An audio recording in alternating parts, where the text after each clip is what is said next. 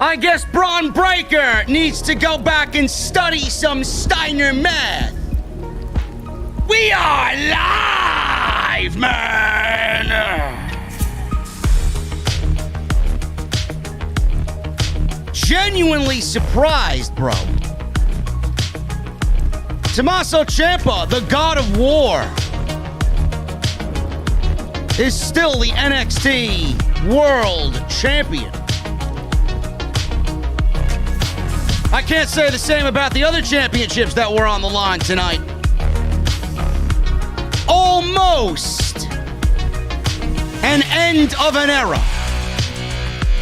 Triple H's era of NXT. The mystery woman revealed herself. And it should have stayed a mystery because I don't think anybody really cared. And WWE fires Greg Hamilton, the SmackDown ring announcer. Why? I don't know. Maybe we should ask West Side Gun. We're going to go over all that and so much more. Ladies and gentlemen, this is your Halloween Havoc NXT post-show. There's no masks. There's no scary music. Well, I think we got enough scares on Monday night. But this is your NXT post-show right here on Off the Script.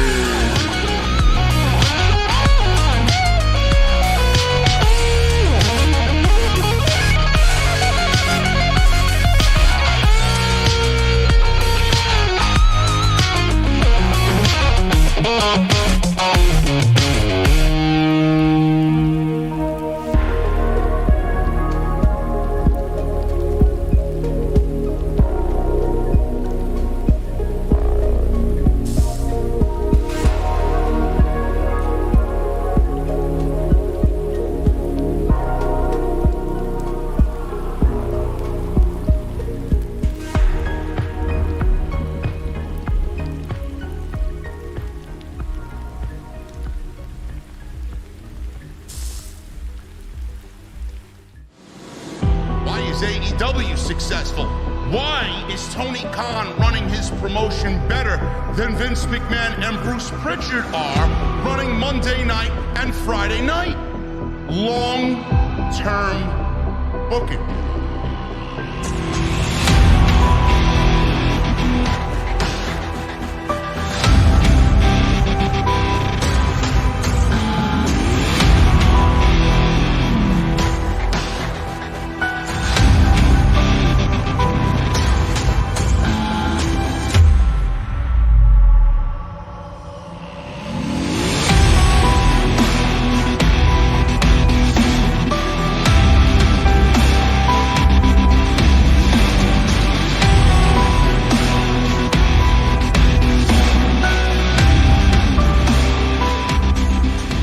What is going on, guys? Thank you so very much for joining me right here on Off the Script. This is your NXT Halloween Havoc post-show for October 26th, 2021.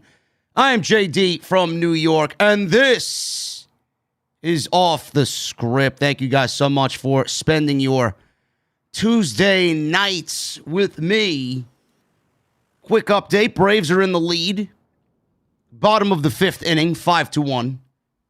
Charlie Morton apparently is going to be out the remainder of the series because of a ground ball that was hit towards him on the pitching mound. And I guess it gave him a contusion or a bruise of sorts on the ankle or leg. I don't know, but hopefully the Braves can keep this score up after a solid first 3 innings with the bats. So we'll keep an eye on that. I should be watching the game, to be perfectly honest with you. This was a complete waste of my time to watch this NXT show tonight. What a complete waste of time. It was nothing more than a fucking circus. It's so sad how the community has devolved into just accepting mediocrity, man. I can't I can't wrap my head around it.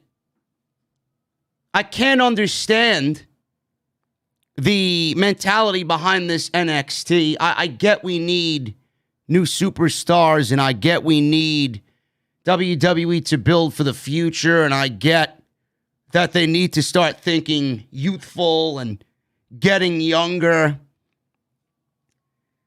This show, man, you know, I said it, and I didn't really post it on Twitter, but I said it underneath my breath watching this show. The in-ring product has taken such a nosedive over the past year and a half on this show to where we see it now. It is unrecognizable in many aspects on Tuesday night.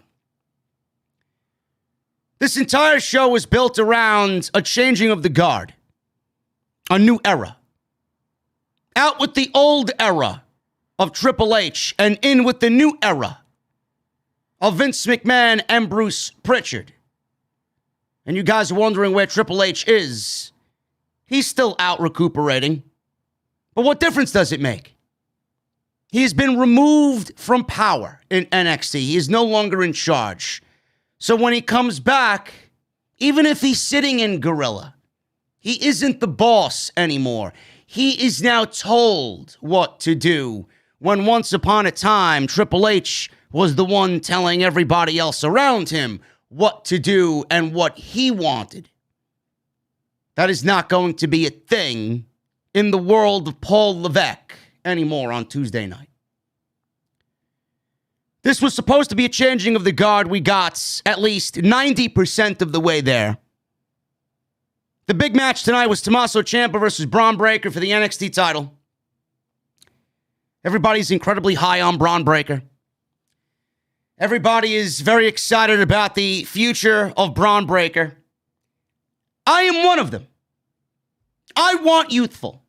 I want new. I want fresh. I appreciate family lineage. Believe me, I was a big fan of Curtis Axel. Failed. WWE didn't know what to do with him. I was a big fan of Bo Dallas. Failed. I was a big fan of Bray Wyatt. Failed. I was even a big fan of Ted DiBiase Jr. Failed. WWE doesn't really have a great track record for pushing family lineage, first and foremost. I'm excited for Bron Breakker. Those guys are nothing like a Bron Breakker. Bron Breakker has everything that a Vince McMahon would really pitch a tent in his $5,000 suit for. I'm a fan of Bron Breakker. And I went on a campaign to tell you guys that when Bron Breakker wins the NXT Championship from Tommaso Ciampa, that the old NXT will officially be dead. We're not there yet. It's on life support as we speak. Tommaso Ciampa is still the NXT champion. But the thing I don't understand is everybody is so excited about Bron Breakker, but all I really look at and the scenarios that I look at when I look at Bron Breakker in the ring with Tommaso Ciampa, a veteran, a ring general like Tommaso Ciampa, who is the NXT champion, who is the lifeblood, the heart and soul of this brand, all I look at when I look at Bron Breakker is Ryback. That's exactly what I look at. Not to say that Rex Steiner is Ryback, but what happened when they pushed Ryback so quickly? It was terrible, and he never recovered. And Ryback, in that debut phase, when he was mowing people down and he was becoming a big deal, he was hot. And don't tell me otherwise. Ryback was it. Everybody was on the Ryback train. How long that train would have lasted, I don't know. It quickly derailed, just like everything else in this fucking company. But you can't push someone in that type of situation when they're not ready for it. I'm not saying that he's never going to be ready for it. There's a lot to like there. He's got a great look. His theme music is good. They got the Steiner siren going off in his theme music. Fans love him. He's athletic. He got a little gassed tonight. Got to work on that cardio, bro. Who the fuck am I to be talking about cardio? He got a little winded tonight. He's still green. He moves well in the ring. Anybody can really have a great match with Ciampa. Ciampa showed tonight how great he really is by taking a very green Bron Breakker and bringing him to a decent match. But I don't understand why everybody is raising the Bron Breakker flag to issue in a new era of NXT. Why? What is the rush? What is the rush with you fucking people? Do you really think he's ready for an NXT Championship? I get it. I get it. Out with the old, in with the new. I get it. Throw him in there. Throw him in the deep end of the pool and let's see how far he swims. I understand it. But if this is somebody that you genuinely care about, why do you want to put him in a failing situation right out of the gate, knowing that he's still as green as he is right now? I'm glad Tommaso Ciampa retained the NXT Championship tonight. I really am. I really am. I don't see the necessary reason to put the title on Bron Breakker. He has a lots of seasoning still yet to do. Those cookies aren't done yet, bro. They're still doughy. I like mine slightly doughy yet slightly crispy at the same time, if you guys know what I mean. Maybe we should ask Titus. I heard he's a good baker. Or maybe Dana Brooke. I heard she deals in the chocolate chip cookie realm. Fantastic. Bron Breakker is not ready. What you guys saw tonight was a Bron Breakker that was not ready. Bron Breakker is as green as one of $0 imaginary dollar bills. That's how green Bron Breakker is. He will get there. Whether it be a full calendar year, whether it be 2 years, there's no rush to rush Bron Breakker to an NXT championship. Let the guy know what he's got to do first. Let him get comfortable. Let him get in there and really show us that he isn't just another Rick Steiner, another Scott Steiner. Nobody wants to see 1,000 fucking suplexes in a match. Nobody wants to see 12 shoulder tackles in a single match. That's all you got tonight. People are telling me, oh, he looked great tonight. Great where? Where did he look good? If you think a good match consists of 12 shoulder tackles and 6 belly-to-belly suplexes with selling facial reactions after near falls, maybe you shouldn't be watching professional wrestling. You fucking geek. It's not what I call a good wrestling match. It's a serviceable wrestling match. It's a passable wrestling match.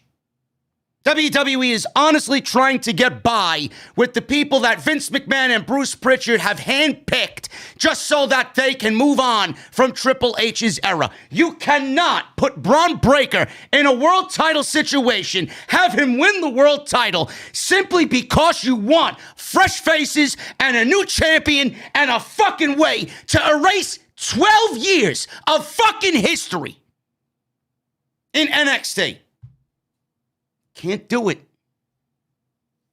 You can't do it. There's got to be a time and a place for that to happen. I don't know where we go from here. Everybody's crying that he's buried. He's not buried. He had a serviceable match tonight.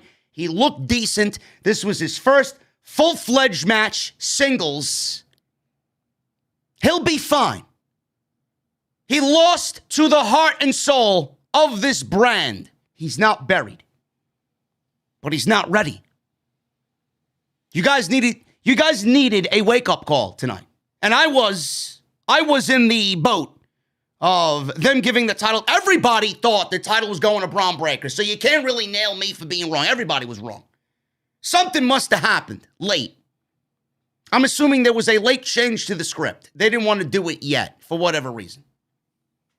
But you can't put the title on Bron Breakker because you want new, you want fresh, you want to move on from the old NXT. It's got to be right. It's got to be right. Someone like that, if you're so high on him, why do you want him in that position right away? Don't you want him to be ready for that position So you know that when he's in that position, he's going to manage it very well. I don't know if this brand would have succeeded with Bron Breakker as the top champion on the show. There are other guys on this show that probably should be the world champion, and I can name 4 or 5 of them ahead of Bron Breakker. He's not ready. So let's get it out of our skulls about Bron Breakker being the NXT champion and move on. When it happens, I think you'll know. I don't feel him being a world champion. I don't see him being a world champion. He's got the makings of being a world champion. Intensity, charisma. He's got that Steiner speaking ability that is just cool and awesome. But he's not ready. He's not ready. The other big thing that happened tonight is WWE has crowned Toxic Attraction as the new supergroup in NXT on Tuesday night. Mandy Rose is the new NXT Women's Champion, and Gigi, Dolin with Jacey Jane are the new NXT Women's Tag Team Champions.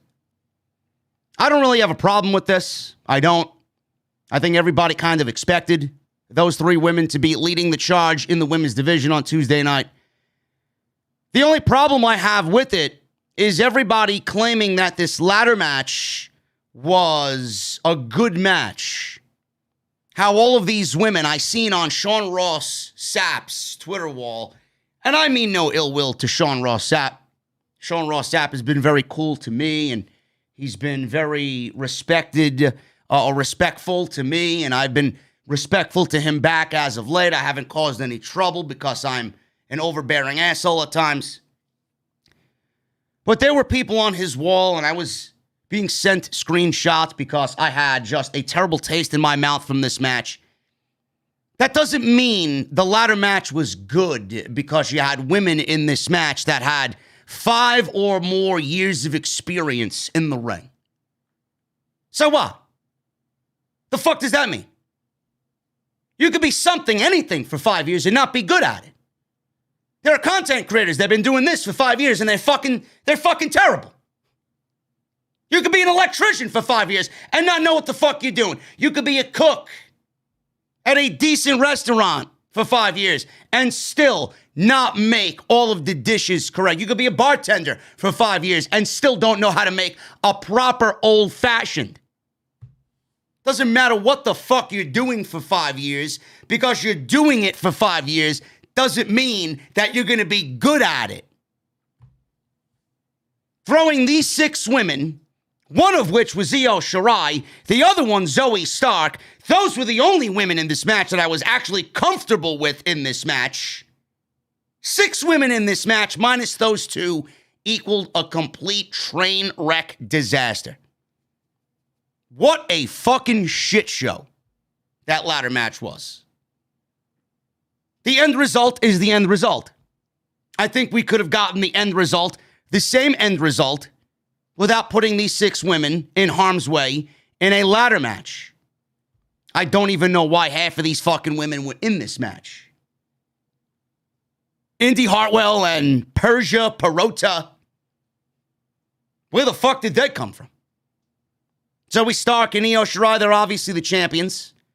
If you wanted the outcome that you got tonight, I don't know why you just didn't do Jacey Jane and Gigi Dolin versus Io Shirai and Zoe Stark.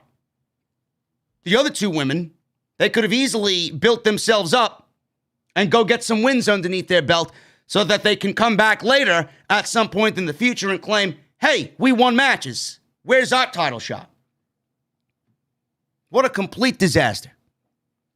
So Gigi Dolin and Jacey Jane are the NXT Women's Tag Team Champions. Mandy Rose beats Raquel Gonzalez with the help of the return of Dakota Kai. All the rumors about Dakota Kai going to the main roster or going to SmackDown, going to Raw, being in the WWE draft. Clearly, they didn't want her on the main roster, but they also did not want to get rid of her. I thought she may be a casualty of a future WWE release. She's back on NXT, and she went right back to doing what she was doing before the draft, and that was intertwined with Raquel Gonzalez. It's fun. Same old shit on Tuesday nights. She came out with her pink hair, and nailed Raquel Gonzalez with a shovel and cost Raquel Gonzalez the NXT Women's Championship. Then we had MSK and Imperium for the NXT Tag Team Championships, and we got new NXT Tag Team Champions as well.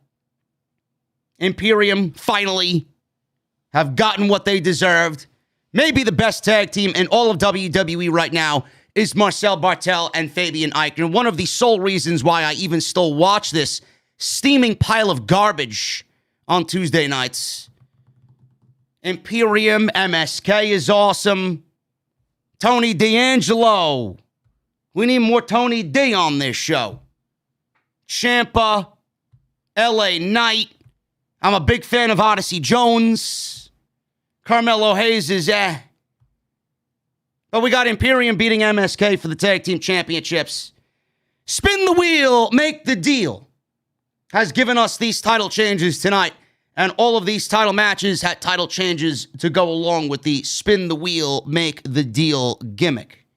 Hosted by Chucky, which is a USA Network NBC Universal production, which is horrendous. None of it was funny. None of it was entertaining. And it's actually a mockery to the original Chucky that I grew up with, that my parents showed me, the original Chucky, back when we were this big, back in the 80s and 90s. They don't know how to ruin what is cool back then. They only make it worse. With every remake and every fucking sequel that they do, they only make things worse. And then we got Carmelo Hayes and Trick Williams chasing down their North American Championship in a haunted house cinematic or whatever the fuck they did with Johnny Gargano and Dexter Lumis. Very cringe. Wasn't funny. It wasn't entertaining. The sad thing is, this is what they have Johnny Gargano doing on his way out of NXT. Guy legitimately has 2 months left on his NXT contract, and this is what they got Johnny Gargano doing. Legitimately one of the best wrestlers on the planet. This is what they have Johnny Gargano doing in NXT. Awesome. All in all, folks, this was a complete waste of time. If you want me to grade Halloween Havoc, it came absolutely nowhere near what they did last year when Triple H was somewhat in charge of NXT. This year, Bruce Prichard and Vince McMahon took control of the entire operation, and as usual, everything just shit the bed. We're going to go over the show. We're going to dive deeper into what I think of these outcomes. We're going to go over the story that came out today, two in particular. Greg Hamilton, WWE SmackDown ring announcer Greg Hamilton, released by WWE. Why? I don't know. But apparently he was threatening rapper Westside Gunn on Instagram because Westside Gunn actually used his voice in one of his recent tracks, and Greg Hamilton threatened to sue him. Sue him with WWE lawyers, which I guess Jerry McDevitt and Vince McMahon, Bruce Prichard, and Kevin Dunn did not appreciate. So we'll go over that and read exactly what Mr. Greg Hamilton said on Instagram to Westside Gunn. And then there's a story about MSK. And they wrestled tonight, like I said. They lost the NXT Tag Team Championships to Imperium tonight. The parents of Izzy. You guys remember Izzy? She was the Bayley superfan all those years down at Full Sail University. Izzy and her father, Cody, reportedly are responsible for NXT fans turning on MSK on NXT TV. So it's Izzy and her father, Cody. It's their fault that MSK is getting booed out of NXT's Performance Center. We're going to go over that story and break down this show tonight on Off the Script. I want to thank you guys very much for joining me here on your Tuesday nights. Quick update. It is still 5-1 Atlanta over Houston in the bottom of the 6th inning. We got 1,400 in the chat tonight. Thank you guys very much for all your support. If you guys would be so kind, please, a couple of things I want you to do for me. Number one, hit those thumbs up. Hit those thumbs up. We got 400 likes on the live stream tonight. We got almost 1,500 live in this live stream right now. There should be at least 800 likes on the live stream right now. So if you guys have not hit that thumbs up, please go and hit that thumbs up. I would really appreciate it. Hit that subscribe button down below. Turn on the bell for all notifications. Somebody just informed me that Luke Jackson is in the game. Oh my goodness. Why this guy is on the active World Series roster, I could kill Brian Snicker. I could kill him. I hate the name Luke. I do. The name Luke irks the shit out of me. Hit that thumbs up, hit that subscribe button down below. We just eclipsed 128,400 subscribers, man. So we're halfway to 129, almost halfway to 129. Make sure you guys hit that thumbs up. Also, make sure you guys hit that join button down below. Become a member of the OTS family. Become a member of the VIP room right here on OTS. Hit that join button. You guys get access to the emotes. You guys get access to those custom badges that show off your VIP status. It's a good time for everybody, man. So continue to hit that join button down below. We uploaded an extra today, going further into the Charlotte Flair Becky Lynch story. Now Sonya Deville wants to beat the shit out of Charlotte Flair. Supposedly, Charlotte Flair is not in a good way right now. It's going to be interesting to see what happens to Charlotte Flair on Friday Night SmackDown. In fact, she's more interesting now with her antics off of television than she is on television. She's just more interesting in general. So we go over that. Tony Nese has signed with AEW, WWE's pay-per-view schedule. We talk about all of that stuff on the extra today, so make sure you guys go and check that out. Patreon.com/JD from NY206. If you guys want to go get your t-shirts, you could definitely do that at bonfire.com. There is a list of t-shirts right underneath the video player that you're watching right now. Click whatever shirt you want. Those are the 5 best-selling t-shirts on Bonfire for Off the Script. Click your shirt. It'll take you right to the website. Easy access for you guys to go and get your official OTS merchandise. And once again, tonight's show is sponsored by my great friends over at Exter. My new favorite wallet, man. This is the smartest wallet you could possibly own. It even comes with a wallet/cell phone tracker, which we are going to do another demonstration of a little bit later. But man, this wallet is slick. It is slick, man. Look at that. Watch this. Yeah. Come on, man. Only the best for you guys. That's Exter.com. You guys are going to use code Jerry5 to save yourself some money and get yourself the smartest wallet in all of the land. That is Exter.com. And I want to thank them for supporting the podcast right here on Off the Script. Luke Jackson's got 2 outs. I'm surprised he's got a fucking strike thrown. Guy's a complete fucking loser. Anyway, let's go over these 2 stories before we get into the show, man. I want to go over this Izzy superfan story in regards to MSK. Now, for months, there have been stories about why people are booing MSK at NXT TV tapings. Seemingly happening for no reason. MSK is a great fucking tag team, and I love MSK. They really resemble what we loved most about the old NXT. They weren't there for the old NXT, but they embody what is most special about the old NXT. They bring that energy. They bring that flair. They bring that uniqueness to the table. Love both guys. I think they're great.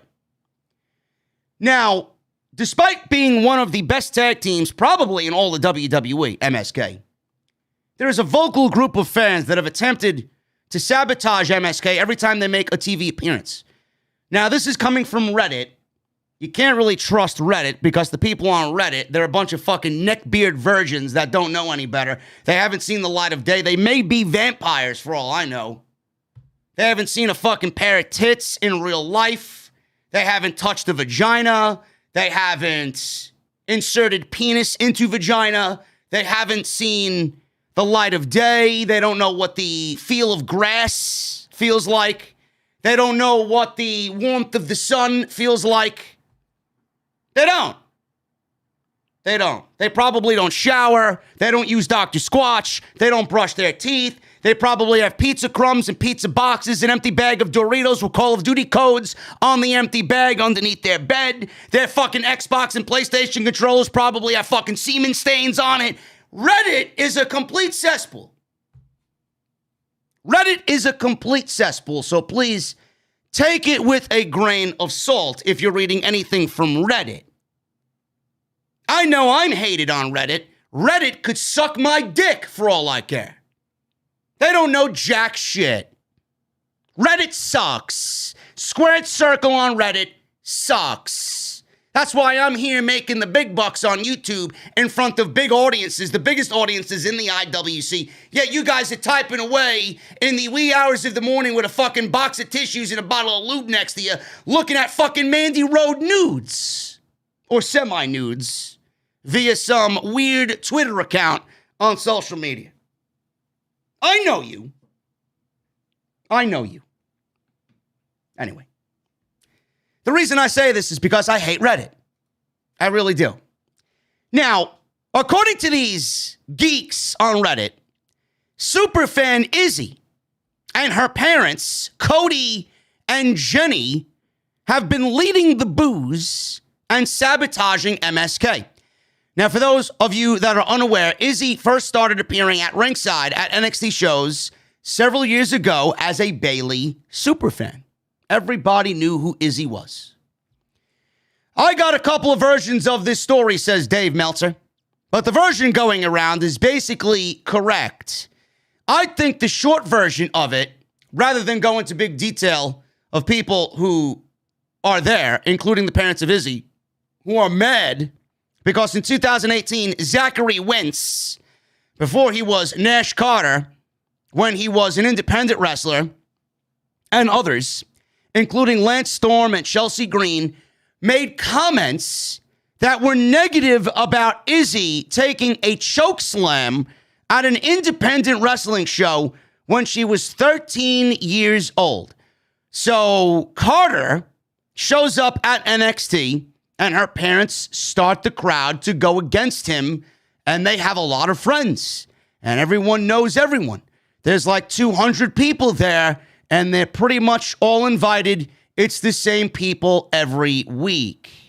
This is why I grew personally tired of NXT emanating from the same venue every single week. Bodyslam.net confirmed this story. And Meltzer goes on to say, and I quote, "It's enough of those people that they're booing them. They're going to boo MSK. That's their deal. So that's the basic story on why. It's not like it's some organic thing. It was enough people that they can make it boo because it's such a small building." Chelsea Green tweeted this on August 28th, 2018, over 3 years ago, about Izzy taking this chokeslam at an independent show. "I don't agree with Izzy taking bumps, let alone being chokeslammed. It's unfortunate that others felt differently. It's also unfortunate her first match wasn't at the school she trained at, where she is protected. But we live and we learn. I hope promoters take notes." Green confirmed that a group of fans also tried to sabotage her when she was in NXT. She says this on October 21 of this year, "LOL, yes, it did actually happen numerous times and it sucked." So that's the story going around in regards to why MSK is being booed at Full Sail or the PC or wherever the fuck that they were, okay? Now, I understand people's concerns. I do. And this may or may not be true. I don't know. The only ones that would know are going to be Izzy and her parents, Cody and Jenny. But I can say from firsthand experience, I have never been around them at Full Sail. The one time I went to Full Sail, we sat through 4 hours of NXT tapings. That was the night I met Mauro Ranallo. My boy Kedrick was there. We met Mauro. I believe Velveteen Dream lost the NXT show, won the NXT North American Championship from Johnny Gargano. They did a false finish of sorts. It was a great time. Rick Boogs came out and did some air guitar. It was the first time I seen Boogs live. It was great. It was a great experience. I loved Full Sail. Everybody was so nice. I was actually on hard cam. It was great. You guys seen me for 4 weeks on NXT. I remember seeing them there. They were never really overbearing. They were never really annoying. They were never really heckling the show. But, I mean, things could change from that time and until when MSK debuted on NXT TV. I also have had the pleasure of sitting relatively close in the press box at several AEW shows next to Izzy and next to her father. And her father has been nothing but respectful to me. He came up to me during the Double or Nothing press scrum after the show was over, the post-show scrum. He said, I knew that New York accent sounded familiar. JD, I didn't really expect you to be. He knew who the fuck I was, which I was kind of blown away by. I was telling my people after I walked out of there, Izzy's father knows who the fuck I am. It's pretty fucking cool. They never heckled anybody. Sat next to them at All Out, Double or Nothing, All Out again this year. And they were in the post-show scrum all 3 times. Never once heckled anybody. Never once really disrespected anybody. Never sabotaged a show or a talent. So I don't know where these reports are coming from.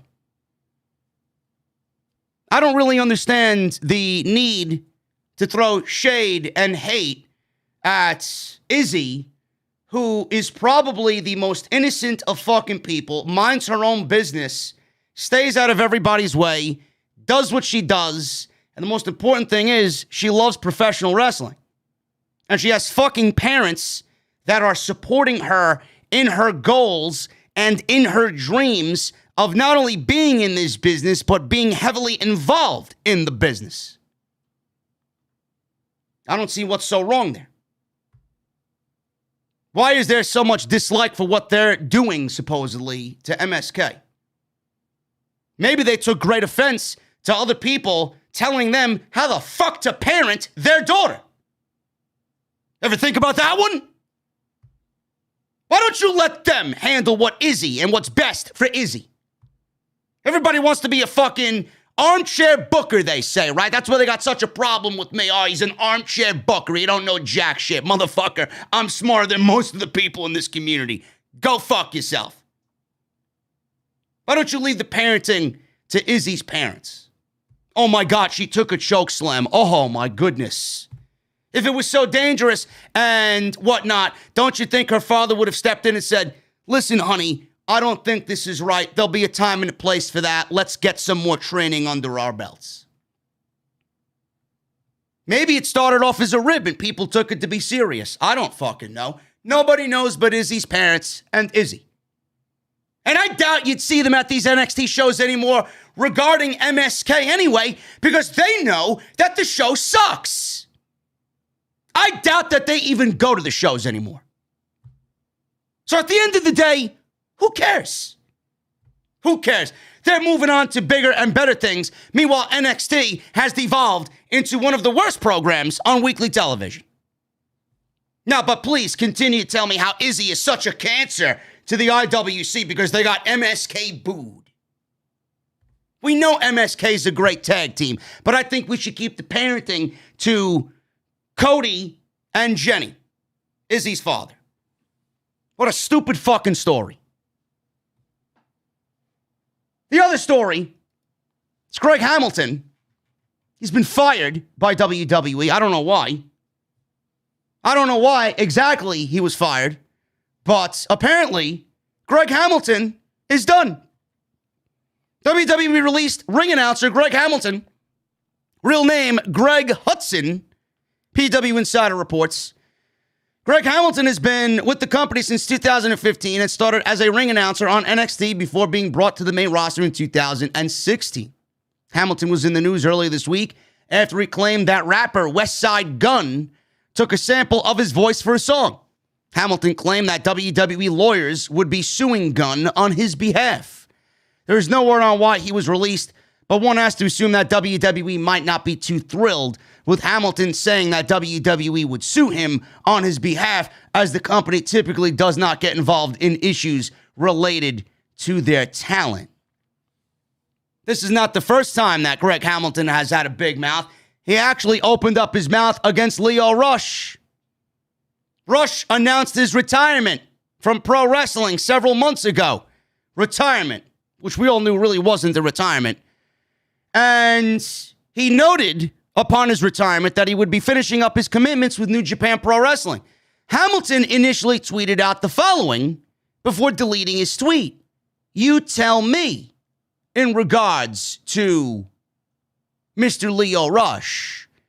Now, Hamilton thought better of these comments, and he deleted his tweet, and then he goes on Instagram and says this, and I quote, I can admit when I'm wrong, and I was wrong. We don't have to see eye to eye backstage, but Lionel Green, Lio Rush, is an incredible father as well as a talent. I have all the respect in the world for that. No one made me type this, just owning my mistakes. He will be missed.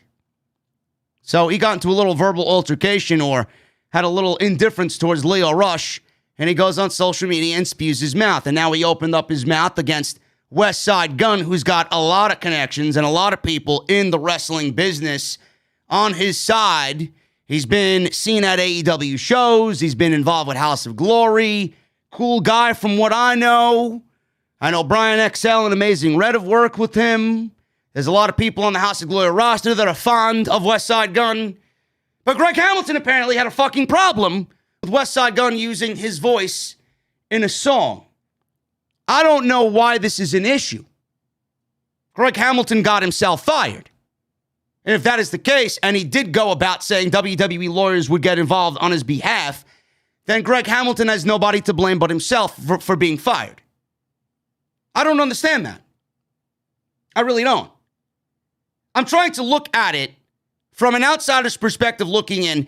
If I was in Greg Hamilton's shoes and someone clipped something that I said that was either serious and it fit the tone of a song, or if I said something funny here that fit the tone of a song and they wanted to clip me and put me in a fucking song of any sort, I'd be okay with it.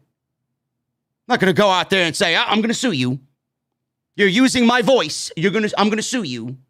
Now, if you use the venue, if you use any part of this venue, if you use the outside of the venue, if you use something that I got done, that I've actually paid commission for to get done, then that's a fucking problem.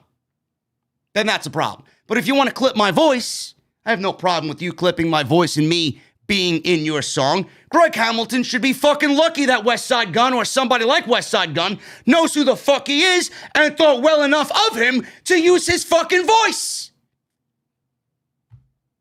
What a dumb fucking move. Seriously. Now he's got no job. This guy got flown to Saudi Arabia, came back to the United States, did SmackDown, and then was fired. How does he feel now? He's got nobody to blame but himself because he opened up his mouth. He took it public instead of reaching into DMs or private messages or going to Westside Gunn's management team. He took it to an open forum on Instagram and openly said he was going to sue, and he started cursing Westside Gunn and everything about him, making fun of his music. But here we are. Greg Hamilton is now gone from WWE. That's my thoughts on that. I don't know what you guys think about that story. I think it's fucking ridiculous, to be quite honest with you. I really think it's absolutely ridiculous. He got himself fired. Probably the best ring announcer in all of WWE was Greg Hamilton, and he got himself fired. It is what it is, man. You live and you learn. Mistakes will be made. He'll wake up tomorrow morning and realize that he fucked up. NXT. Halloween Havoc. The first half an hour was commercial free. Chucky from the Child's Play remake on USA Network was the official host of this show. I thought this was cheesy and lame. I think the Chucky doll looks fucking ridiculous. I absolutely loathe this new Chucky show. I watched maybe 5 minutes of it, and it seems fucking stupid. Where's Shotzi Blackheart when you need her? She was a good host, minus all of the howling that she did last year. She was a fine host. Now, but we got fucking Chucky this year. 30 minutes commercial-free. Zoe Stark, Io Shirai, Indi Hartwell, Persia Pirotta, Gigi Dolin, and Jacey Jane. This was a triple threat match. Scareway to Hell ladder match for the NXT Women's Championship. When I say this was a train wreck, this was an absolute train wreck of a ladder match, and I don't mean that in a good way. There were a lot of miscues and a lot of botches in this match where I thought Zoe Stark got injured legit, Gigi Dolin got injured legit, Io Shirai almost got fucking killed legit in this match. This was a disaster of epic proportions. Toxic Attraction, obviously the big group in WWE on Tuesday nights. They're leading the charge here in the women's division, and it's clear as day WWE wants to make them into the female version of the Undisputed Era. Not really the Undisputed Era, but something like it where they own all the gold in NXT. The match aired commercial-free, like I said. This match was basically a complete shit show from top to bottom. Ladders became weapons early on in this match.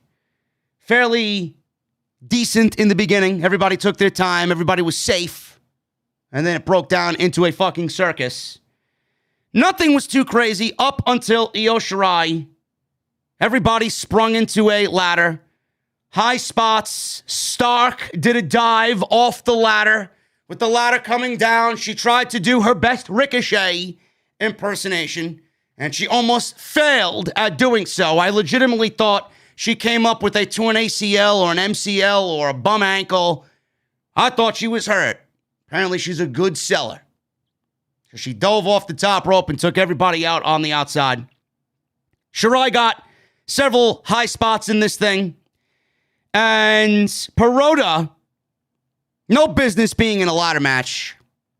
I mean, how much experience does Persia Pirotta have on NXT television? They just legitimately plucked her out of the Performance Center, and she's on NXT TV, 3 weeks? And she's in a fucking ladder match. This woman can barely get through a regular tag team match. You're going to put her in a ladder match? Give me a break. That doesn't really spell a recipe for success. So she's there. She powerbombed Dolin on a ladder that was laying horizontally on the ropes on the second turnbuckle. Almost killed Gigi Dolin as her head smashed against the ladder. Half of her body missed, but her head and neck did not. So we got Jacey Jane. She was also powerbombed on a ladder as well. Laid out completely, flat-backed. Then she was thrown onto a ladder by Shirai, who followed up with a double springboard moonsault on the ladder and onto Jacey Jane. Stark went for a twisting splash, came up short. Terrible, terrible, terrible Phoenix splash she went for. She completely missed the entire thing. I think she kind of hesitated and realized that she was coming down on top of a ladder, and she realized where she was going to land, and she did everything possible to not land on the ladder because she knew exactly what was going to happen if she did. So it was almost as if the Phoenix splash looked good, but in the end, when she tried to land, she kind of backed away, and it fucked up the whole move. So she tried this Phoenix splash. It failed, and Stark was then given a spine buster on the ladder by Hartwell. Shirai shoved Hartwell off the ladder, and she was on the verge of winning when the ladder was tipped over by Hartwell. Shirai, there was a ladder that was propped up on the apron and the announce desk. Indi Hartwell shoved this ladder, and Io Shirai hit the top rope and fucking tumbled off the top rope onto the ladder, onto the floor, It was a whitewash of Io Shirai, and I'm surprised she stood up on her own to walk out of this fucking disaster. That looked terrible. Terrible. I don't know why spots like that are necessary in this match. I don't know why this match itself was fucking necessary. I don't. I'll get to that in a second. So she crashed. Hartwell was able to kick Jane off the ladder. Dolin climbed up. Dolin booted Hartwell off the ladder. Dolin grabbed the belts. And Toxic Attraction wins this train wreck of a ladder match. A lot of people on the Twitter page, or Twitter itself, a lot of people on Twitter, went on to other content creators' threads and expressed how great of a match this was. How great these women showed up tonight.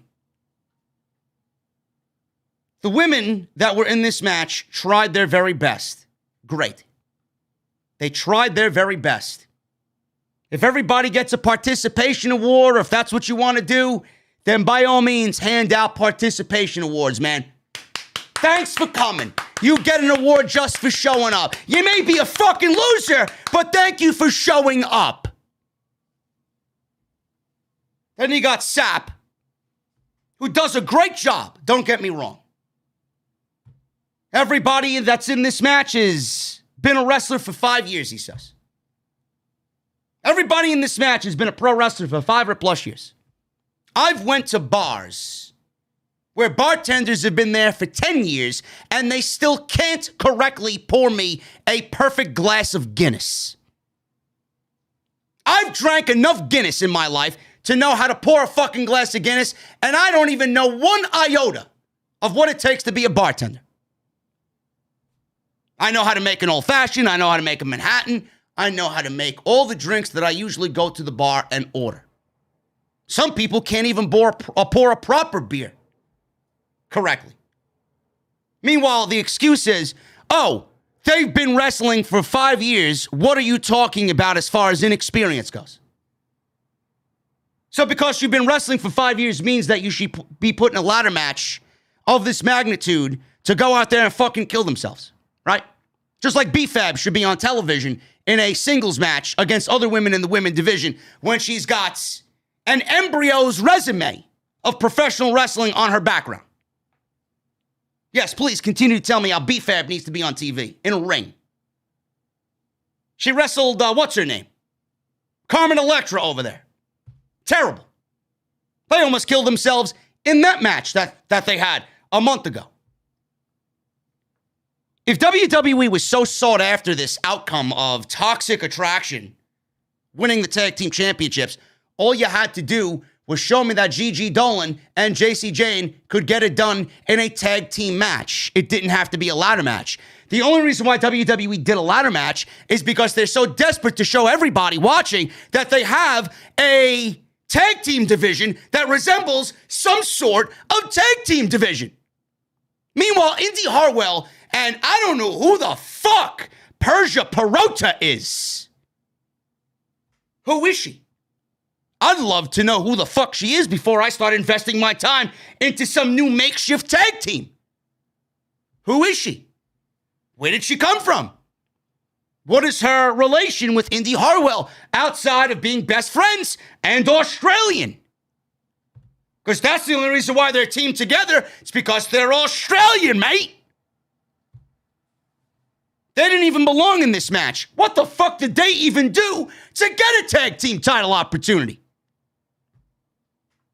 The only reason why this match happened is because WWE wants to let everybody know, hey, we have a tag team division on NXT, so cut your shit. No, you don't.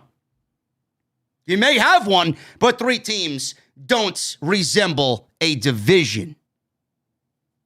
All because you've been wrestling for 5 years doesn't mean let's throw 6 women who are vastly underexperienced, minus Io Shirai, and throw them in a ladder match. Give me a fucking break with your lame gatekeeping excuses. excuses for women's wrestling. 5 of the 6 women in this match suck. Give me a fucking break. Would you rather me come on here and tell you that they all did a fantastic job? Good job? Or would you like me to call it like I see it? Are you going to remember this match tomorrow? No. The only thing you're going to remember is the Shirai nearly fucking killing herself. Cut the gatekeeping. You aren't going to get laid by Gigi Dolin. Give me a fucking break. Moving on. I love being open and honest with you guys, man. I really do. I really do. The shit that I see and read on social media, man, it fucking irks me to no end. Half of this community has the worst fucking opinions humanly possible. I honestly just think people are tweeting shit just to get a reaction. It's not even how they genuinely feel. After they close down their Twitter and go lay in bed, they're probably speaking the same way that I fucking do. Carmelo Hayes and Trick Williams. They were out in the field in the pitch black night trying to retrieve Carmelo Hayes' stolen North American Championship. They walked through a proverbial house of horrors thinking that they would find Johnny Gargano. Johnny Gargano and Dexter Lumis were watching Hayes and Williams via a spy camera. Gargano told Lumis he is home alone in this place. He said he had help from the zombie referee. Hayes and Williams entered the building, and we got a to be continued. To be continued. It's great. I don't care. This guy won the North American Championship, and you're already making a mockery of his North American Championship reign. Yeah, let's throw him into a house of horrors with zombies and witches and all this other hokey fucking bullshit, all because it's Halloween. WWE went a little overboard on the uncomedic, cheesy bullshit that comes with a Halloween special. Malik Blade versus Joe Gacy. Joe Gacy wins in about 2 minutes. The big thing about Joe Gacy is Harland. Parker Boudreaux. Harland. He's out there, and he is in this jumpsuit. I don't know if this is what Harland is going to look like from this point on. I don't know if this is him cosplaying Michael Myers. I don't know if this is him cosplaying for Halloween. But I swear to God, man, every time I see Harland dressed the way that he is in this jumpsuit, all I get is a vision of the old school Big Boss Man Nails combination. We're looking at the current version of fucking Nails with a Z on NXT. If that's what they got Harland, Parker Boudreaux doing, this guy may be dead on arrival. Joe Gacy's relationship with Harland, I have no idea. Harland was out there, and he beats Malik Blade with a clothesline lariat. He walked Harland towards the ramp, calmed him down, put his hands on his face, and said, Harland, you can trust me. And they walked hand in hand together. I don't know. But clearly WWE has a plan for Joe Gacy and Harland. We'll see what it is. Grayson Waller. He was backstage at a Halloween party. He was mingling with all the other geeks on NXT, dressed in some shitty Halloween costume. Cameron Grimes, dressed in a NASA outfit, tried his luck with some of the pretty ladies on the NXT roster, only to make a cheesy one-liner, and then he scared them off. And then he was depressed. If the rumors are correct, Mr. Cameron Grimes is getting a makeover thanks to Vince McMahon. The beard and the hair are coming off, and that will be the end of Cameron Grimes to the moon. I guess he dressed as a NASA scientist or an astronaut because he's to the moon. I guess that makes sense, right? Malcolm Bivens, he issued an open challenge to anybody on the NXT roster. He said, somebody come out, get destroyed, and be a part of the Diamond Mine Open Challenge. The choice is theirs. Odyssey Jones comes out. He wrestles Roderick Strong. Match goes about 4 minutes. Odyssey Jones looked pretty decent. I'm a big fan of Odyssey Jones, man. I see a lot of upside in Odyssey Jones. Odyssey Jones is a lot farther in what he's doing on NXT than Keith Lee is in a year and a half on the main roster. I don't know how that is, but here we are. I'm a big fan of Odyssey Jones. Roderick Strong, listen, Roddy's doing what he's got to do. Roddy is NXT Cruiserweight Champion. But I honestly feel Roddy's another guy that is just going through the motions. He's just there. He's just biding his time. And that when his contract is up, he's going to be gone.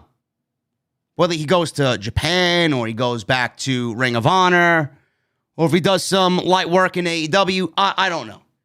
Roddy, it just feels like Roddy and the type of wrestler Roddy is, he doesn't belong on this show anymore. He doesn't. Roderick Strong beats Odyssey Jones in about 4 minutes. This was not a bad match. So Roderick Strong started early with some chops. Jones caught him on a charge and press slammed him. Corner splash, stinger splash by Odyssey Jones. And we got some corner attack by Jones. Jones lifted Strong, who all of a sudden became a spider monkey. He climbed Odyssey Jones back and put Odyssey into a sleeper. He released it. He got in some shots with some boots. He went for a cover, knocked Jones down, only got a 1 count. Strong worked a headlock, then into an armbar. Strong then worked Jones' left leg, doing some mat moves. Strong missed a big knee lift. Jones slammed him a couple of times. The Creed brothers of Diamond Mine hit the apron, and they were enough to distract Odyssey Jones. He cleared the ring of the Creed brothers.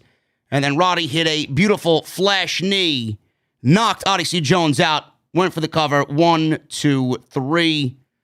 Not really much to this. It wasn't all that impressive, but I didn't mind it. Some basic cheap filler for a Halloween Havoc special. Gets Odyssey Jones on TV. He gets him in the ring with somebody like Roddy. Roddy beats the bigger guy. He's got some nice consistency and some momentum as Cruiserweight Champion. Not really offended by this whatsoever. Nice win for Roddy. The Halloween party continued.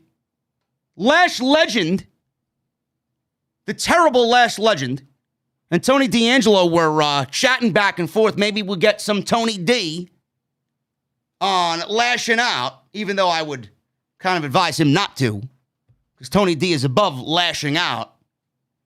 We need Tony D filming some vignettes about gabagool or ravioli or what type of pizza he likes. What's his favorite pizza joint? Why Olive Garden is not Italian and why it sucks. Hey, Tony D, how you doing? How you doing?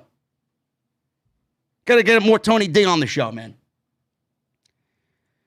So we got Robert Stone dressed as Elvis. He pissed off Zion Quinn, who then chokeslammed him through the candy and refreshment table. There you go. Raquel Gonzalez, Mandy Rose, spin the wheel, make the deal for the NXT Women's Championship. Raquel Gonzalez thought she was The Undertaker, the American Badass, for one night.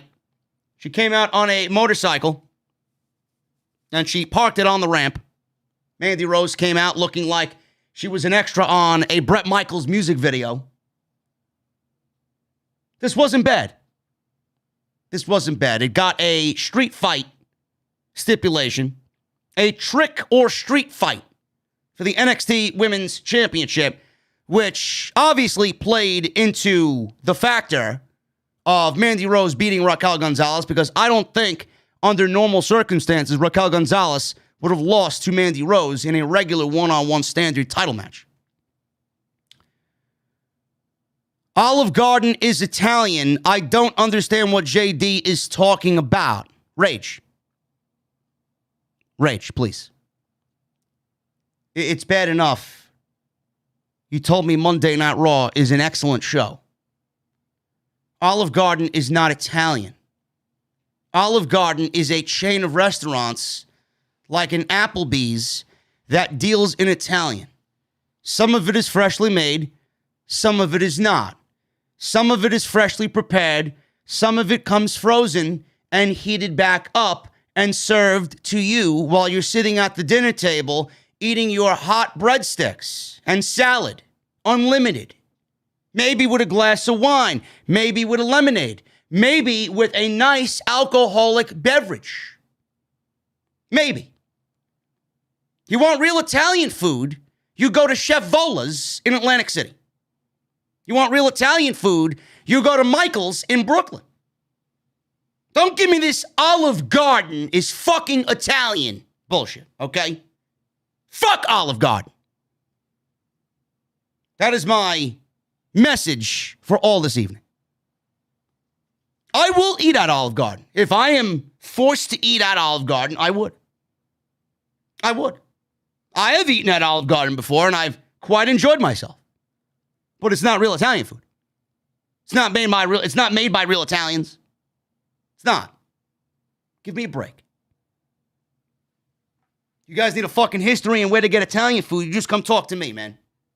You just come talk to me, okay? Go to Il Mulino. Il Mulino is another one. I love Il Mulino. It's awesome. Anyway. Mandy Rose, I got on a tangent about Italian food. You see, Tony D, you see what you're doing to me over here, bro? Unbelievable. I got to teach these fucking gabagools in the chat about goddamn Italian food. Mandy Rose is the new women's champion of NXT. I'm not surprised by this outcome. I'm not surprised by this outcome at all. As soon as Gigi, Dolin, and Jacey Jane won the tag team championships, you knew Mandy Rose was going to win her championship tonight. They are now all champions. I don't really have anything bad to say about this. I'm not surprised by this at all. Mandy Rose has been serviceable enough, and she looks great to be the NXT Women's Champion. The only thing that I don't really like, and I may be nitpicking here, but this is what I do. The only thing I don't really like is the fact that WWE is basically wanting to change everything that was Triple H in NXT. Raquel Gonzalez was a Triple H project. Mandy Rose is main roster. WWE, Vince McMahon, Bruce Prichard, Kevin Dunn, and everybody that's on Vince McMahon's team while leading the charge in NXT, they feel a little bit more comfortable with Mandy Rose and giving Mandy Rose the ball and molding Mandy Rose the way that they want and masking who Mandy Rose is under the banner of NXT. They rather do that than give the title to anybody else on that roster. A Dakota Kai, a Raquel Gonzalez, a Zoe Stark, an Io Shirai, an Ember Moon, Kaylee Ray, or whoever else is on that NXT women's roster. At this point, I don't even know. They find comfort in Mandy Rose because they are familiar with Mandy Rose.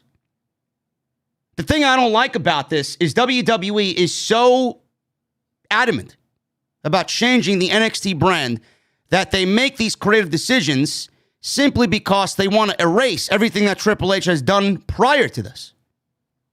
They want all of that old NXT Triple H stink washed away. That's the only problem I have with this. Other than that, Mandy Rose has been a very serviceable leader of the Toxic Attraction faction. She's been serviceable in the ring. Do I believe she's good enough to beat a Raquel Gonzalez? I don't know about that. But Raquel Gonzalez has had one of the worst title reigns that you could possibly have as a champion since she's won the title this year. She's done nothing with it. So why are we going to keep the title on her when the title's been ice cold? You might as well give it to Mandy Rose, who right now is riding the hot stick with Toxic Attraction. I have no problem with this whatsoever.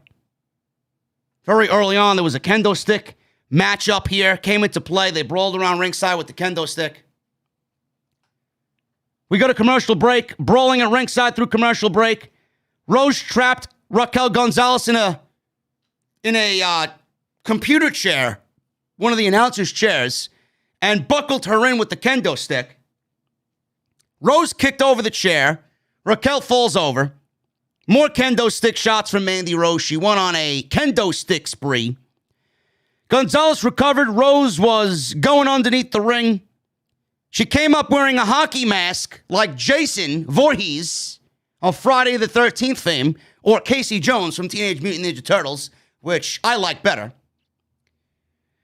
So she came up with this hockey mask, and she headbutted Mandy Rose with the hockey mask. She then gets a fire extinguisher and sprays Mandy Rose with the fire extinguisher. Then she gives Mandy Rose snake eyes on top of steel chairs that were on top of the turnbuckles in the ring. Ring sets were set up on the apron by Gonzalez, only for her to go crashing into the steps. Rose cut off Gonzalez and used the steps against Raquel. Rose went for a near fall, got a 2 count. Rose was speared through a table that was set up in the corner. Gonzalez went for a cover. She got a near fall. All of a sudden, Raquel Gonzalez was going for her finishing move, the big choke slam, power bomb. And we got the Grim Reaper, a mysterious cloaked figure in black. The Grim Reaper came out, and she spared NXT on this night. Barely. But she did not spare Raquel Gonzalez. She had a shovel, nailed the shovel across Raquel Gonzalez's back. She falls to the mat. Rose makes the cover, and she wins the NXT Women's Championship. The cloaked figure stood over Gonzalez, and after the match, took her mask off, only to be revealed as Raquel and Dakota Kai feuding once again. So Dakota Kai is the masked figure, the Grim Reaper. And we're getting a Dakota Kai and Raquel Gonzalez feud once again, this time without the NXT Women's Championship being on the line. It was an all right match. Mandy Rose is the champion, and I have no problems with it. It was not surprising to see Mandy Rose become the new NXT Women's Champion.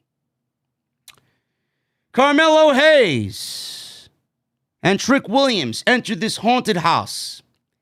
There was a old school woman portrait, one of those old school pictures where nobody smiles and they're all stoic looking, hanging on the wall as soon as they walk in. Looks like it was from the 1800s or something like that. And Mello joked and said, "Damn, she looks fine." She didn't. Unless Mello has terrible taste in women, which I don't believe he does, but it wasn't funny.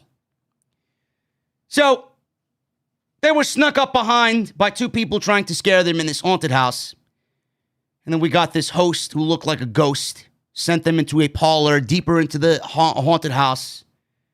And we got more ghostly figures messing around with them. They were all standing around like mannequins, and they came to life as soon as Trick Williams and Mello walked by them. Then they walked by somebody sitting in a chair. They thought somebody was chasing them. And Andre Chase was sitting in the chair, and he says, "Did somebody say Andre Chase?" They asked what Andre Chase was doing in this haunted house, and he says, "Well, I'm here because I usually take my class on a field trip here." And Mello says, "Class? You mean the class that was in the woods murdered?" So Andre Chase leads them out of the haunted house, or through the haunted house, as he goes to go find his missing students. Stupid. So we see Gargano and Loomis. They're watching all of this on TV monitors. Chase and Hayes got dragged away by some ghastly figures, leaving Williams alone to get freaked out. Hayes found his way to Williams. He freaked out behind him, and Trick Williams accidentally punched Mello in the face. So they finally get to a room where they see the North American Championship sitting on a chair with a skeleton figure. So they ran into Gargano and Loomis. They brawl inside this haunted house. Hayes and Williams jolted for the door, and all these ghastly and ghoul figures joined Gargano and Loomis to chase them out. Gargano eventually said, Dexter, your house is kind of weird. Next year, we're doing Halloween at my place. Loomis gave a thumbs up, and all of the nightmare, ghastly, ghouly Halloween creatures behind them all gave a thumbs up as well. Gargano wants to celebrate Halloween next year at his house. Maybe we'll get Tony Khan involved because that's exactly where I think Johnny Gargano's Halloween party is going to be, in Jacksonville. I don't think he'll be with NXT much longer. Grayson Waller went to the ring and he tried to hype things up on this very mediocre episode of NXT. LA Knight, he showed up wearing the same costume as Grayson Waller. They were both dressed as vampires. Waller said he tried to save the show, but it wasn't his fault. Knight had car problems. Knight wondered how Waller knew he had car problems, unless Grayson Waller caused those car problems, so he can steal the hosting gig away from LA Knight. This will probably lead to a one-on-one match next week. Won't be surprised about that. They started arguing back and forth verbally, and then Solo Sikoa comes down the aisle, and this is the brother of Jimmy and Jey Uso, another cousin of the tribal chief, Roman Reigns, and he gave a belly-to-belly suplex to Grayson Waller right out of the ring, and the crowd started chanting, Uso, Uso, at Solo Sikoa. Not really much of an introduction, but clearly WWE wants to get this guy in front of the fans. They want to get you affiliated with what he is and who he looks like and who his family is. So he's on TV. Solo Sikoa is going to be another one of those guys that WWE puts a lot of time and effort into simply because he is an Anoa'i. It's just the way it is, man. There's no way anybody in that family is going to fail on WWE television. MSK, Nash Carter, and Wes Lee versus Imperium. Fabian Eichner and Marcel Bartel. This is a spin the wheel, make the deal lumberjack match, or a lumberjack-o'-lantern match. Because lumberjack matches don't sound bad enough. It's going to be a lumberjack-o'-lantern match for the NXT Tag Team Championships.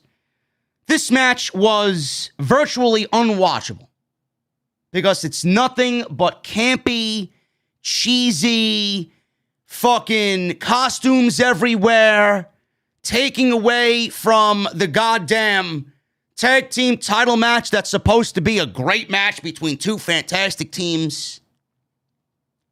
Everybody on the outside was in a fucking costume. Kyle O'Reilly, I don't even know what the fuck he was dressed as, was out there. And Von Wagner, put the lotion in the baskets. Von Wagner. He's out there. Von Wagner, man, I swear to God, he must be a fucking party pooper if I ever seen one, man. He must be really fun at parties. Von Wagner. This guy's out there wearing sneakers, jeans, and he's wearing a fucking button-down Express white dress shirt. It's got some floral design on it. Can someone ask Von Wagner what he was going as this Halloween? Was he going as Von Wagner? Was he going as Buffalo Bill from Silence of the Lambs? Put the lotion in the baskets. It rubs the lotion on the skin. Von Wagner. The fuck was he dressed as? I am very curious. Von Wagner. I don't know. I'm not going over this match with the Lumberjacks involved. This shit was terrible. Took away from everything in the match. So after the break, MSK is in control. They're running wild until they were cut off by Eichner. All the Lumberjacks were on the outside, and all of a sudden, Lee leapt over the ropes for a flip dive where all the Lumberjacks caught them. Carter then gave Bartel a cutter off the top rope onto a pile of bodies, and Nash Carter, man. All these lumberjacks outside said, you know what? Fuck Nash Carter. We're going to go and agree with Izzy and her parents. This guy landed pretty rough, man. Legitimately, nobody out of all these lumberjacks decided to catch Nash Carter, and he hit this cutter, and he hit flat back on the concrete outside. I know this guy is banged the fuck up right now. That looked nasty. Nasty. So all of these lumberjacks, they begin fighting, and they brawl into the timekeeper's area, and then they all go away. So now we're dealing with no lumberjacks. And we're getting a tag team match that we should have got in the beginning without the fucking lumberjacks, because lumberjack matches are fucking garbage. Garbage! So we got some great sequences when all these people on the outside were no more. Everybody was trading strikes. Bartel took a Canadian destroyer, followed by an assistant stand and moonsault by MSK. Bartel was able to kick out of a near fall. Double team moves by Imperium at the finish. Eichner with a brainbuster on Lee to set up the Imperium bomb. Eichner covered Lee for the 1-2-3. And Fabian Eichner and Marcel Bartel win the NXT Tag Team titles. And rightfully so, man. It was time. It was time that they won the tag team titles. If they didn't do it, they were pretty much dead to rights. MSK will be fine. Imperium wins the titles, and I think this is a great move for them to be tag team champions. There was a great spot in this match where Fabian Eichner, he tried, and he was not going to give up. He dead lifted both Nash Carter and Wesley doing squats, and he eventually got them up on his shoulders. And Fabian Eichner is he's a big guy, but he's not big. He's not like a Von Wagner big. He's fucking built. And he got them both up. You know, they don't look like the biggest of guys, Nash Carter and Wesley, but that was still a very impressive feat of strength by Fabian. I love these guys, man. I love all four of these guys. I love Imperium. They may be the best tag team in all WWE. Imperium. They are a winning combination. I don't know how you could possibly fuck those two guys up. I really don't. Excellent, excellent tag team. And I love tag team wrestling, man. I look at them and I'm like, that's a fucking team right there. Love those guys. Chucky hyped the main event, and he openly favored Ciampa in the main event. So it seems like Chucky may have cursed Bron Breakker and the NXT title match between the two. This was the main event of the show. Ciampa, Breakker, NXT title on the line. And Bron Breakker walked down the aisle. I don't know if you guys picked up on this. He looked into the camera and he said he's winning the strap tonight. Now we all know, if you guys are in the know about Vince McMahon and his banned words, strap is one of his banned words. Strap and belt are two of his banned words when it comes to describing championships or titles in WWE. Maybe that's why he lost the match, because he broke the fourth wall. Did Bron Breakker. Ciampa, he came out wearing a costume, and he was dressed as Kratos, the god of war, from Sony PlayStation's hit game and series, God of War. I couldn't tell the difference. In fact, if you put Tommaso Ciampa in the game and replaced him with Kratos, couldn't tell the difference. Maybe more gray in the beard, but Tommaso Ciampa looked great as Kratos tonight. So, they started early. He got manhandled by Breakker early. Breakker showing his strength. Ciampa cut him off. Ciampa began doing what Ciampa does best, working him over. Came back with a big Rick Steiner power slam, did Bron Breakker. So we got a commercial break. Ciampa regained an advantage. After the break, he took control. Ciampa pulled back the mats around ringside, exposing the bare floor on the outside.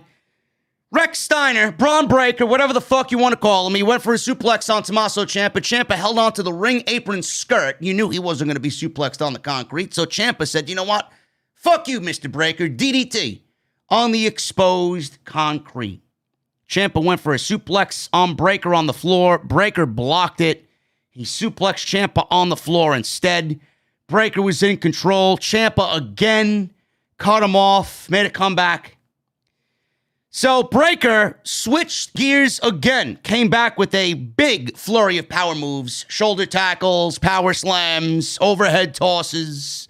People were telling me this was a great match. Those really aren't the most academic of maneuvers. You're gonna have to do more than that to impress me, Mr. Breakker. So the crowd was barking, just like Rick Steiner did back in the day. Breakker barked back in homage to his father. Breakker went to jump off the middle rope. I guess he was looking for that Steiner-esque bulldog on Ciampa. Breakker slipped off the rope. Now, I'm not going to zing him on that. I've seen even veterans slip off the rope. Shit gets slippery, man. There's been ladder matches and lumberjack matches and God knows whatever the fuck else they did on this show. Those turnbuckles were pretty fucking slippery, I'm assuming. Bron Breakker should not be doing high-risk moves, man. The extent of it is that second rope turnbuckle bulldog. That's it. But I'm not going to zing him on that. That could happen to the best of anybody. I mean, we've seen Matt Sydal. How many years has Matt Sydal been in the business? 15 years? 16 years? Probably more than that. Guy goes to do a fucking Air Sydal on his debut, and he slips off the fucking rope. Happens to the best of anybody. Doesn't matter who it is, man. You could be in this business for 6 months, a year, 20 years. So I'm not going to nail him on that. That would be very unfair of me to do. But he hit hard. He splatted in the middle of the ring. So Ciampa went for Willow's bell. Nailed it. Got a 2 count. Breakker then fought back again. He broke out a Frankensteiner. Then the fight spilled to the outside. They fought near the area where the floor was exposed earlier in the match. Ciampa DDT Breakker on the floor. Breakker was busted open, bleeding from his forehead. Ciampa delivered a fairy tale ending. Breakker kicked out. Ciampa nailed a knee strike or a series of knee strikes. Ciampa delivered another fairy tale ending, and that was enough to get the 3 count. Ciampa retains, and they quickly went off the air right at 10 o'clock. They got no overrun on USA Network, and Tommaso Ciampa retains the NXT Championship. Bron Breakker's time is not yet. He's got some more seasoning to do, Mr. Bron Breakker. The match itself wasn't bad, folks. You know, I get people are excited about new talent. I get people are excited about the future of Bron Breakker. We finally got some homegrown talent in WWE to get excited about. I'm hearing rumblings of how great this guy is going to be, and can this be the guy to take down Roman Reigns? I laugh at these people. Nobody's beating Roman Reigns. The only one that should be beating Roman Reigns is Walter. And that's it. There's nobody else on that roster that's even close to being in the same league as Roman Reigns. If Lesnar didn't do it, Bron Breakker certainly is not going to do it. The guy is as green as grass. There is a time and a place for everything. If you guys watch NXT like I did when I was the only one reviewing this while it was on the network at 1 hour, you know things just by watching the show. You know who's going to be a big deal. You know who's not going to be a big deal. You know who's getting called up and when their final appearance more than likely is. You just get that feeling. When someone's not ready yet, when someone is over ready. You just know that feeling. I don't know why everybody in this community was so excited to give the title to Bron Breakker. I almost feel justified in knowing that the end of an era is still hanging on by a fucking strand of dental floss. Triple H's NXT is still alive, at least, on a respirator. It's not dead yet. Imperium won the tag team championships. They are very much a part of the old NXT as anybody. I love those guys. Mandy Rose, Gigi Dolin, Jacey Jane, Toxic Attraction. This is all a Vince McMahon deal. This is all a Vince McMahon deal. Everything else that happened on this show was a Vince McMahon and Bruce Prichard call. Bron Breakker's not ready. Why are you so excited to put him in a position that he's clearly not ready for? He's got the makings of somebody that's going to be a big deal. But I mean, this is the same reason why I complained about Hit Row getting called up to SmackDown. You think they're ready for the big time? I don't think Bottom Dollar is ready for the big time. I don't think B-Fab is ready for the big time. I don't think Ashanti Adonis is ready for the big. The only one that was ready was Swerve. Said the same thing about Rich Holland. Rich Holland's not ready for SmackDown. So why are you ready? Why is everybody ready? Why was the whole community ready to give Bron Breakker the NXT Championship? I don't understand the mentality of people. When he's ready, you will know. When he's ready, you will feel it. When he's ready, I will let you know because I will have felt it as well.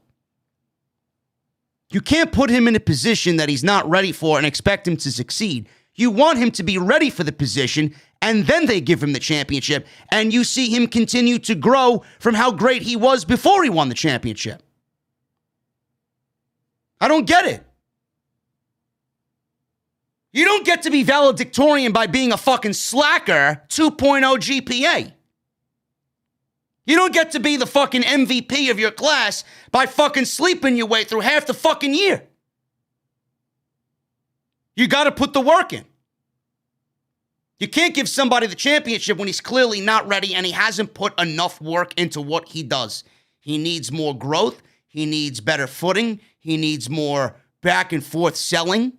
He needs facial expressions, body language. He needs better in-ring skill. You can only get so far with a fucking belly-to-belly suplex and a fucking Frankensteiner. Nobody wants to see that. Don't make that your go-to because your fucking father did it. And Scott Steiner did it. Your uncle. Nobody wants to see you only do that. Then the correlation's going to be there. Oh, he's no much better than his fucking father. You got to go out there and be better than your father. You got to go out there and be better than your uncle. Don't bring what they did to the table. Then you'll end up being unoriginal. I want to see more. I want to see what makes Bron Breakker different. I want to see what makes Bron Breakker unique. You know, no matter how much Vince McMahon wants to kill professional wrestling and kill the essence of what the old NXT was, it is still alive and well in Tommaso Ciampa. And there still is a need for someone like Ciampa, like a Gargano on this roster, and there is definitely a need for that style on this show. Because without that style, guys like Bron Breakker aren't going to get better. You should be lucky that Tommaso Ciampa is still the NXT champion. You should be lucky that Tommaso Ciampa is still on this brand. Because without him, Bron Breakker's not going to be ready. Bron Breakker isn't going to be where you want him to be or where you wanted him to be after tonight. Give me a break, people. For the first time in my career, I am happy I am wrong. I thought Tommaso Ciampa was losing the title, and they are washing their hands of Triple H and his version of NXT. But it seems like we're not done yet. Whether Ciampa holds the title for another month, 2 months, 3 months, 6 months, we don't know. We don't know if it's going to be Bron Breakker, Pete Dunne, it could be Von Wagner for all we fucking know. We don't know. We don't know. But at the end of the day, what you got was a decent match, a promising future for Bron Breakker, who's not ready yet, not even close to being ready, who's still very much green. And now you see how exposed he is being in a one-on-one match with one of the very best in this company. And how much they want to push away the old guard and how much they want to deviate away from professional wrestling. How much of that old guard and how much of that professional wrestling they still very much need on this show Tuesday night. Guys, I'm getting into the super chats in just a little bit. I was about to say I'm going to get out of here because we still got another inning to go. Braves are up 6-2. Braves are up 6-2 in the top of the ninth inning, man. I appreciate you guys hanging out. We're going to get into the super chats in just a second. Continue to hit that thumbs up, guys. We got 700 likes in the chat on the live stream. We had 1,500 plus in the venue tonight. Continue to hit that thumbs up. Let's try for... We got 700. Let's try for 900. If you guys have not hit that thumbs up, let's get 900 likes in the chat. Continue to hit that subscribe button. Turn on the bell for notifications. Continue to hit that join button if you guys are not a member of the VIP room here on OTS inside the venue. Go ahead and do that. You guys get access to those emojis and those custom badges next to your name. And thank you for choosing me on your Tuesday night. And I want to thank Exter for sponsoring the show tonight, man. Exter.com, the smartest wallet in the game. Look at how great that is, man. One click of a button, and boom. You got all your cards right there. Nice and neat. Safe and sound. RFID blocking qualities. The finest of leathers. You got extra compartments for whatever you guys want to carry. 2 inside, 1 on the outside. A cash strap. And you got this bad boy, man. This comes as an extra for an additional cost. But you guys can, if you lose your phone or lose your wallet, you guys can absolutely track your phone and your wallet with the app. So if you guys download the app Chipolo, right there, Chipolo. I'm gonna shut this music off. Listen to this. Let me see what's going on here. Hold on.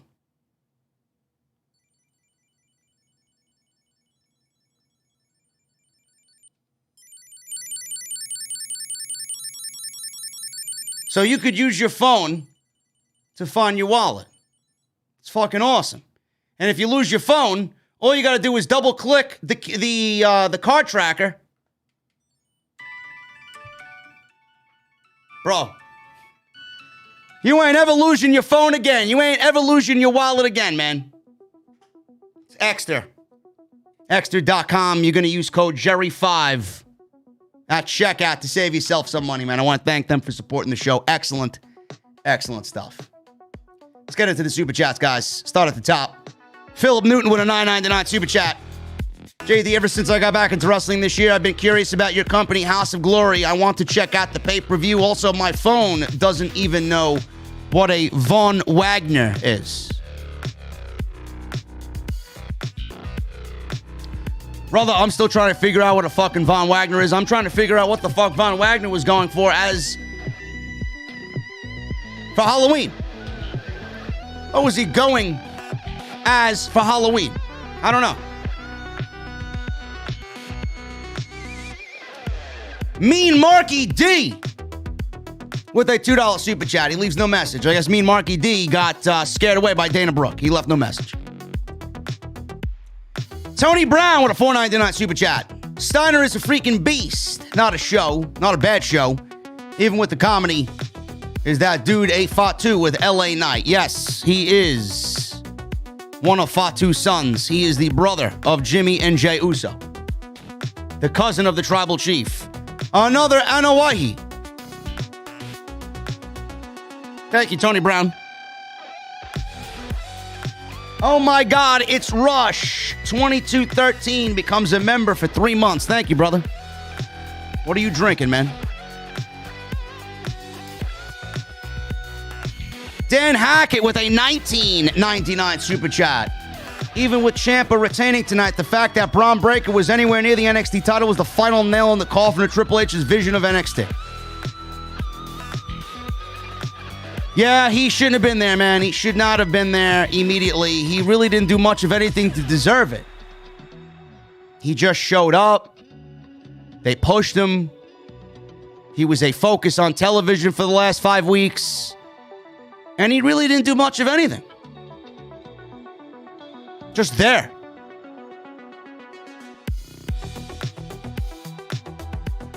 Thank you, Dan Hackett, for the $19.99. Justin with a $1.99 super chat. Prayers for Charlie Morton. That didn't look good. Bro, I don't even know what the fuck happened, man. It looked like a soft comebacker to the mound. I don't really understand what happened there. It's the bottom of the ninth inning, man. 6-2. Braves are up. Oh my God, it's Rush with a $49.99 super chat. Thank you, brother. What's up, JD? Currently watching OTS and the Braves swamp the Astros in Game 1. As for a Red Sox fan, go Braves. NXT is dead. Can't even get into it anymore. And I hope EO is okay after that bump. Here's a 50. Keep up the great work as the best in the IWC. Thank you, Rush. I appreciate you, brother. Hoolagrim says Charlie Morton got a fractured ankle. Oh, my goodness. It's not really what I want to hear, man. A fractured fucking fibula. Well, listen. Braves got Max Fried going tomorrow. They got Ian Anderson. They got Noah. They'll be fine. We take 2 in Houston and go back to Atlanta and win it all.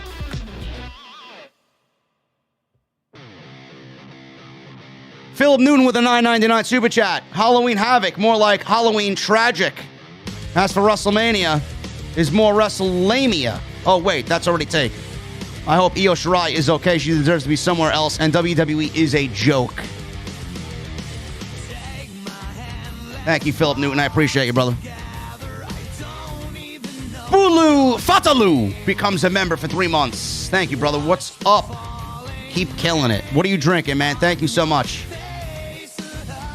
LJ from BK becomes a member for 5 months. OTS for life. Go Braves. Thank you, man. Philip Newton with another $4.99 super chat. What happened to EO was messed up. I hope she's okay.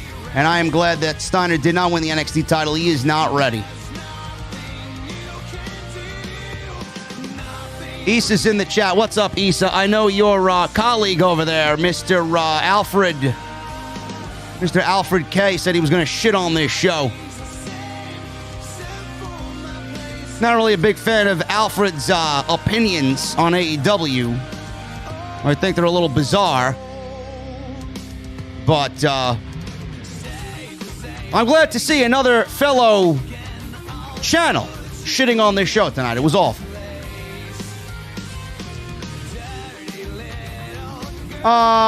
Philip, thank you for $4.99, brother. Jericho, 8131, $5 super chat. Dakota Kai has been on NXT for years and never won the NXT Championship.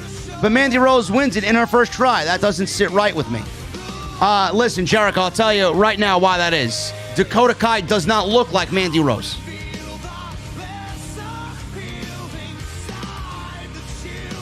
I hope that answers your questions.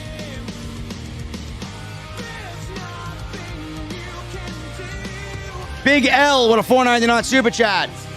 The name Luke irks the shit out of me. Yeah.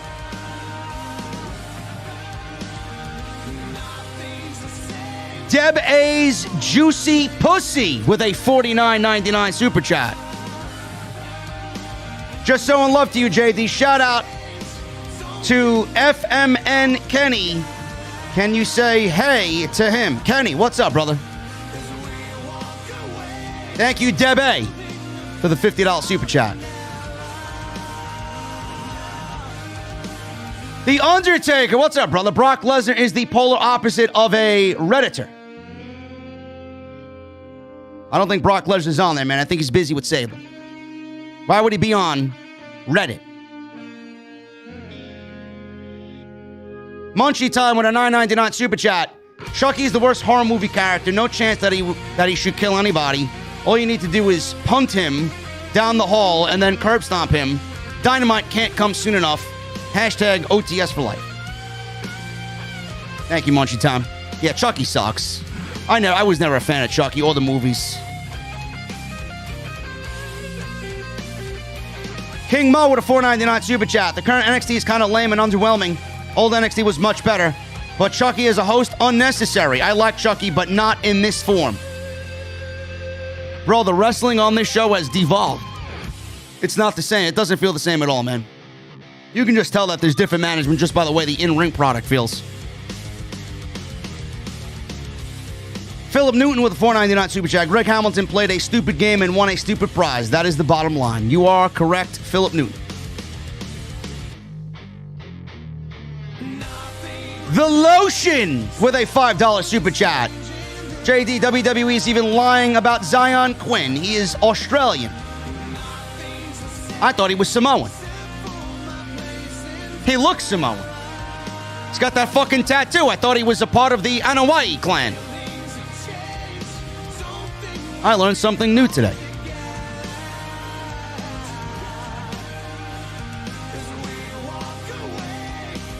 Oh, he's the polar opposite of a Redditor. I'm sorry, Undertaker. Yes. He is everything that we expect him to be. Everything that I mentioned before, he's not. Yes. Yes, thank you. Thank you for the clarification.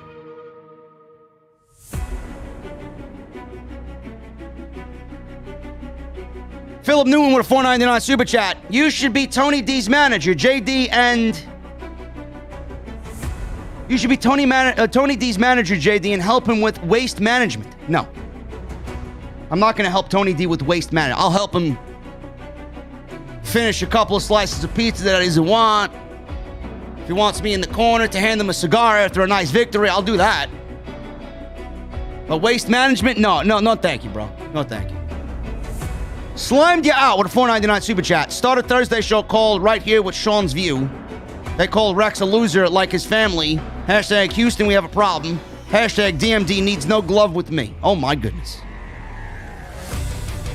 Bro, I would never have a Thursday show with anybody, let alone Sean's View. Not happening. Sean's a good guy, man. I wish he'd get his head right. I told him what he needs to do, man. I emailed him. He's got to start a new channel, man. He's got to start all over again. His channel's past the point of no return. $5 super chat by Raging Girl Gamer. Braves got 2 outs. Will Smith is in the bottom of the 9th inning. Raging Girl Gamer with $5 super chat. Olive Garden is Italian. I've been to Italy and eat their food, and Olive Garden was more Italian than them. JD doesn't know really. Listen, get her out. Get her out. Jesse's not here because he doesn't watch NXT Halloween. I need you to take care of this, bro. Get her the fuck out of here. She's been to Italy. Sure thing. And I went down under with Tony Storm. Yeah, right. Yeah, right. Dan Hacker with $4.99 super chat. If you want real Italian food, go anywhere on Arthur Avenue in the Bronx. I agree.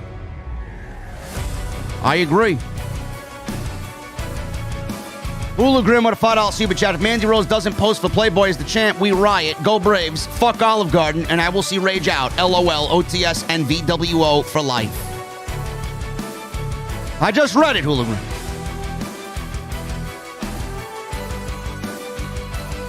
King Mo with a $1.99 super chat. I actually prefer what Mandy Rose was before the change. I don't know about that, man. I don't know about that. Hula Grim with a $5 super chat. Io vs. Mandy in a bra and panty-less match. Thoughts, please. I'll shift that one off to my boy Kevin Castle. I think he'll give you a proper answer, man. I don't think I could say such things on the air. Braves win. Braves win game 1. There you go. Philip Newton with a $4.99 super chat. A lovely mixture of Scooby-Doo BS. Just what we need, Bruce. Reggie?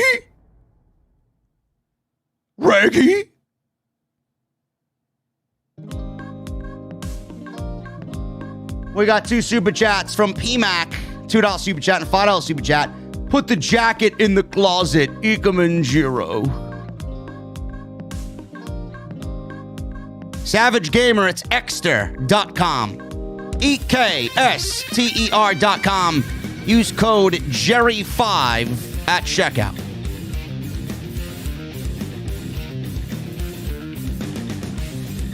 Furious Nation with 3 $5 super chats. What's up, JD? In my opinion, Jacob Fatu from MLW reminds me a lot of Umaga. Yes. Roman versus Walter. I would not mind that at all. God versus God. Roman versus Omega. I would not mind either. Not happening. What are your thoughts on Mickie James beating Deonna Purrazzo at Bound for Glory? I love Mickie, but I thought it was a terrible move. Bound for Glory I thought wasn't good either. I didn't watch Bound for Glory. I don't really care about Impact. Seeing that the Iconics, the Moronics, the Stuponics, the Retard Onyx won the women's tag team titles. That's all I need to know about not watching a show. And Deonna Purrazzo should not have been beaten by Mickie James. I thought that was a terrible creative move. Someone like that who holds the title that long to put over Mickie James, failure. And Urban Ninja 13 or actually it's Urban Ninja 313 $5 super chat. Didn't WCW have Chucky hosting when they were dying? Did they? I don't know. Was that the guy? Bro, I didn't watch WCW. I have no fucking idea. Justin with a $1.99 super chat. Rosario had a play of the night you should see. Well, I would see it, but I'm here talking about fucking Halloween Havoc and Bron Breakker. And the Lotion with a $5 super chat. Can you imagine Asuka in AEW one-on-one with Thunder Rosa? My goodness. Anyways, yeah. I looked up Quinn. Apparently, he is from the same place as Bronson Reed. Yes. Lotion, yes, but he's also Samoan. Bronson Reed is also Samoan as well, partly Samoan. James with a $5 super chat. Jerry, I'm pulling a 16-hour shift today, and your epic rant about Redditors had everyone LMGDFAO.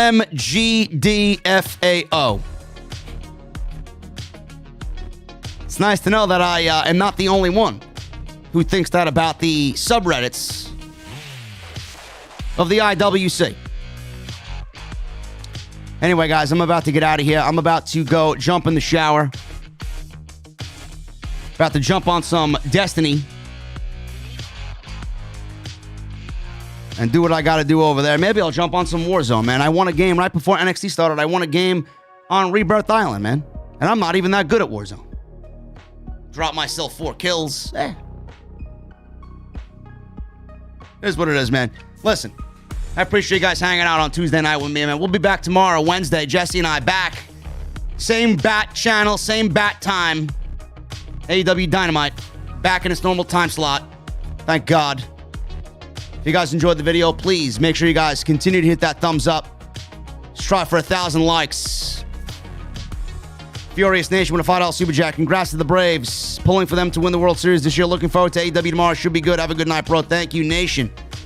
Hit that thumbs up, hit that subscribe button down below, and turn on the bell for all notifications. I will see you guys tomorrow for AEW. Go check out the extra as well. There was an extra today talking about the Charlotte Flair-Becky Lynch story as it continues to unfold. Tony Nese is all elite. We talked about that as well. Chad Gable being pushed by his friends to leave WWE. Lots to talk about on today's extra. But until tomorrow, guys, I will see you all tomorrow for AEW. Until then, I need 2 things from you. Number 1, I need those guitar emojis in the chat. And if you got them, those Mustang emojis. And number 2, when that guitar solo comes on, I need that music on max. It rained hard and heavy in New York City today, man, but it stopped. So the windows are down. I'm in the highway, getting in the Mustang. I got my cold beverage. I'll see you guys tomorrow for AEW right here on Off the Script. I'll see you guys later.